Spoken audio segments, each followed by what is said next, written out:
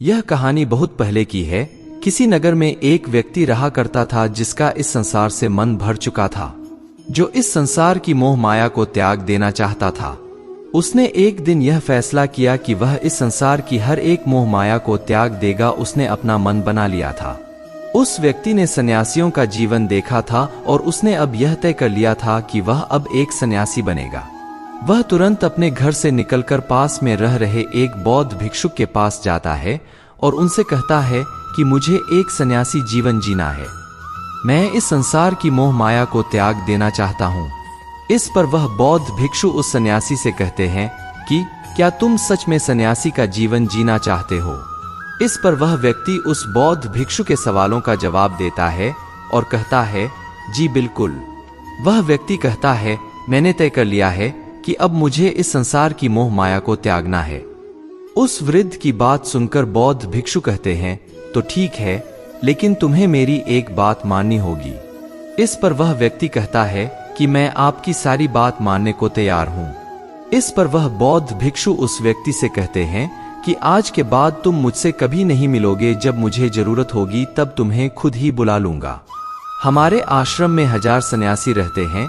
तुम्हें उन्हीं की तरह रहना है और उन्हीं की तरह खाना है, उन्हीं की तरह वस्त्र पहनना होगा और ठीक वैसा ही जीवन जीना होगा जैसे कि वे सब जी रहे हैं। इस पर वह व्यक्ति कहता है कि ठीक है गुरुवर, मैं तैयार हूं। इतना कहकर वह व्यक्ति उस बौद्ध भिक्षु को प्रणाम करता है और वहां से आश्रम की ओर चला जाता है। आश्रम में जाने के बाद उसे एक कमरा मिलता है। वहां जाकर चुपचाप बैठ जाता है। आश्रम में रहने वाले सभी लोग उसे चावल कूटने का काम दे देते हैं।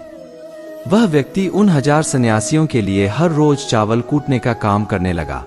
इसी तरह उसका जीवन व्यतीत होने लगा। उसे लगता था कि जब गुरुजी को उसकी जरूरत होगी तब वह उसे बुला लेंगे। इसी इंतजार में वह व्यक्ति वहां रहने लग जाता है। वह सुबह से लेकर शाम तक केवल चावल कूटने का ही काम करता था। उसे यह काम करते करते धीरे धीरे 12 साल बीत गए। अभी तक वह बौद्ध भिक्षुओं ने उस चावल कूटने वाले व्यक्ति को कभी नहीं बुलाया, लेकिन यह काम करते करते अब उस चावल कूटने वाले व्यक्ति के मन में कोई भी विचार नहीं रह गए थे। ना ही कोई अड़चन और ना ही कोई समस्या उसके मन में पनप रही थी। 12 सालों के बाद वह बौद्ध भिक्षु कब बूढ़े हो चुके थे। उन्हें लग चुका था कि अब उनका अंतिम समय आ चुका है और उन्हें अपना एक उत्तराधिकारी चुनना होगा। इसीलिए उन्होंने पूरे आश्रम में घोषणा करवा दी कि जो कोई भी मेरा उत्तराधिकारी बनना चाहता है वह देर रात में मेरे कमरे के बाहर 4 पंक्तियां लिखकर जाएगा और उसे उन पंक्तियों में बताना होगा कि जीवन जीने का सही तरीका क्या है, इस जीवन को किस तरीके से जीना सही है। इस जीवन का सत्य लिखना होगा, लेकिन एक बात याद रखना, उसे खुद के अनुभव के द्वारा लिखना होगा। किताब में कही हुई बातों को नहीं लिखना होगा या कहीं से नकल मारकर नहीं लिखना है। जो भी यह बताने में सफल हो जाएगा वही मेरा उत्तराधिकारी होगा। आश्रम में जितने भी लोग रह रहे थे वह सब उस बौद्ध भिक्षु को बहुत मानते थे। कोई भी उन्हें धोखा नहीं देना चाहता था। सभी भिक्षुओं के मन में यह चाहत थी कि वह उनका उत्तराधिकारी बने, लेकिन कोई भी यह काम करना नहीं चाहता था। उन 1000 बौद्ध भिक्षुओं में से एक विद्वान भिक्षुक ने बहुत ही हिम्मत जुटाकर अंधेरी रात में दीवार के बाहर लिख दिया कि मन एक दर्पण की तरह है, उसमें धूल जम जाती है, उस धूल को साफ कर दो तो सत्य अनुभव में आ जाता है और सत्य मिल जाता है। यह 4 पंक्तियां उस शिष्य ने बड़ी हिम्मत जुटाकर अपने गुरुवर के कमरे के बाहर लिख दिया। अगली सुबह जब बौद्ध भिक्षु उठे और कमरे के बाहर लिखी 4 पट्टियां को पढ़ा और कहा कि किस मूर्ख ने लिखी है, मेरी दीवार को किसने खराब कर दिया है, उसे पकड़कर अभी मेरे पास लाओ। जब आश्रम में सभी लोगों ने पता किया तो पता लगा कि वह विद्वान शिष्य उन पंक्तियों को लिखने के बाद रात्रि में ही उस आश्रम को छोड़ दिया था, क्योंकि यह विचार उसके अपने नहीं थे। और विद्वान शिष्य ने जाते जाते अपने कुछ मित्रों से कह दिया था, सुबह अगर गुरुवर को मेरी कुछ 4 पंक्तियां पसंद आई तो वह लोग मुझे बता देंगे, और अगर इन 4 पंक्तियों को पढ़ने के बाद गुरुवर गुस्सा हो जाए तो तुम सब मेरा पता उन्हें कभी भी मत बताना।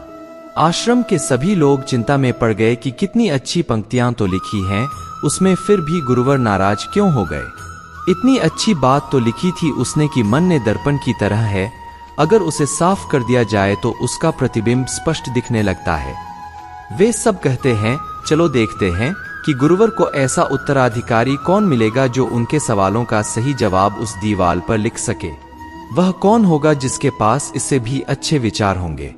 कुछ लोग यह सब बातें उस चावल कूटने वाले व्यक्ति के कमरे के बाहर कर रहे थे। वह चावल कूटने वाला व्यक्ति पूरी बातें सुन लेता है और जोर जोर से हंसने लग जाता है।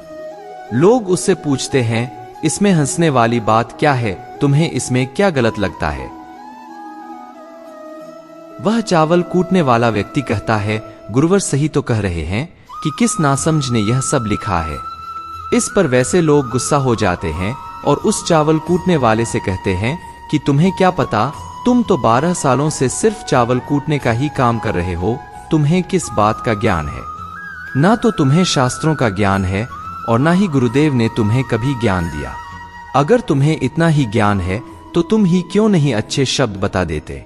वह व्यक्ति हंसते हुए कहता है कि ठीक है, मैं जरूर बता दूंगा, लेकिन इतने सालों से मैंने लिखने का अभ्यास नहीं किया हूं तो लिखना मैं भूल गया हूं।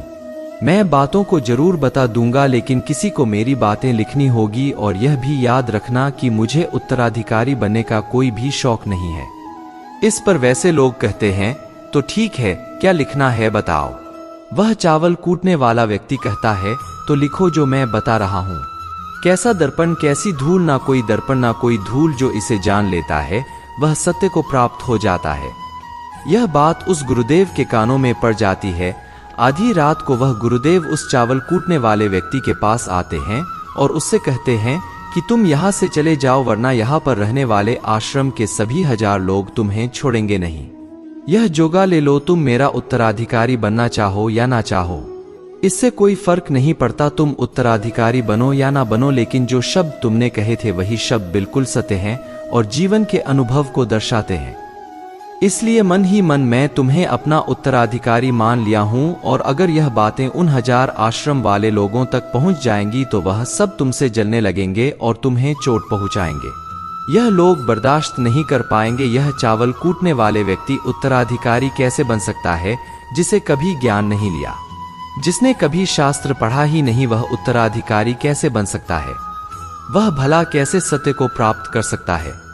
और यहाँ पर शास्त्र जानने वाले सभी लोग सर पीटते रह जाएंगे। इसलिए तुम यहाँ से चले जाओ कहीं और अपनी दुनिया बनाओ और वहाँ के लोगों को ज्ञान से भर दो। इस पर महात्मा बुद्ध ने भी अपने एक शिष्य से कहा था, जब तुम्हारे मन की सारे विचार शांत हो जाएं, तुम्हारे भीतर विचार आना बंद हो जाए, उस दिन से तुम्हें सत्य का अनुभव हो जाएगा। तुम सत्य का अनुभव करोगे, खुद को भी और इस ब्रह्मांड को भी समझो पाओगे, और यही बुद्धत्व प्राप्ति का पहला कदम है। मन को शांत करने का पहला तरीका जो बौद्ध ग्रंथों में बताया गया है वह खुद के विचारों पर शांत करना। इन्हें अच्छे से समझना कि आखिर आपके अंदर कौन से विचार उत्पन्न हो रहे हैं, आपके अंदर आखिर क्या चल रहा है। उन्हें अच्छी तरीके से और जागरूकता के साथ समझने की कोशिश करना, ना कि अपने विचारों को दबाने की कोशिश करना। अगर आप अपने मन के विचारों को दबाने की कोशिश करते हैं तो यह गलत होगा, जिसकी वजह से मन और तेजी से भटकने लगेगा, बार बार भटके। लेकिन जब भी आपको लगने लगे कि आपका मन बहुत तेजी से भटक रहा है तो तुरंत आप उस पर ध्यान देना शुरू कर दें, उसको जागरूकता के साथ देखें और अपने विचारों पर ध्यान दें। निरंतर प्रयासों के बाद आप पाएंगे कि आपके अंदर विचारों को जागरूक होकर देखने की एक आदत सी लग गई है। लेकिन उसी के साथ आप यह भी देख पाएंगे कि आपके मन में बुरे विचार अत्यधिक उत्पन्न हो रहे हैं। आपके मन में जो भी विचार उत्पन्न हो रहे हैं वह सकारात्मक भी हो सकते हैं और नकारात्मक भी। उनसे आपको कोई भी छेड़खानी नहीं करनी है, बस आपको अपने प्रयास पर काम करते रहना है। लेकिन यह अभ्यास आप लगातार करते रहे हैं तो एक समय आने के बाद आप अपने विचारों को नियंत्रित करने में सफल हो जाएंगे और उसे रोक भी सकते हैं। तब जाकर आपको असली शांति और सुकून की प्राप्ति हो जाएगी। तब आपको किसी भी प्रकार की चिंता नहीं सताएगी, क्योंकि आप खुद पर विजय प्राप्त कर लिए हैं। आप अपने विचारों को नियंत्रित कर सकते हैं। दोस्तों, इस वीडियो में बने रहने के लिए सच्चे दिल से आपका बहुत बहुत आभार।